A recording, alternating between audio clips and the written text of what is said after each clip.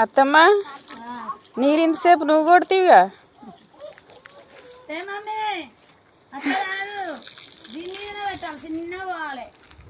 అమ్ములు కొడుతుందా? హాయ్ అండి అందరికి.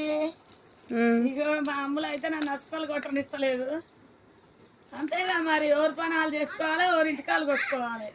నాదేముంది. అమ్ములు ఎంత ముద్దు కొడుతుందో చూడండి నీళ్ళు. అమ్మో అమ్మో ఇగురం ఎంత ఇల్లు వస్తుంది. అమ్ములు ఇల్లు ఎవరిదిరా?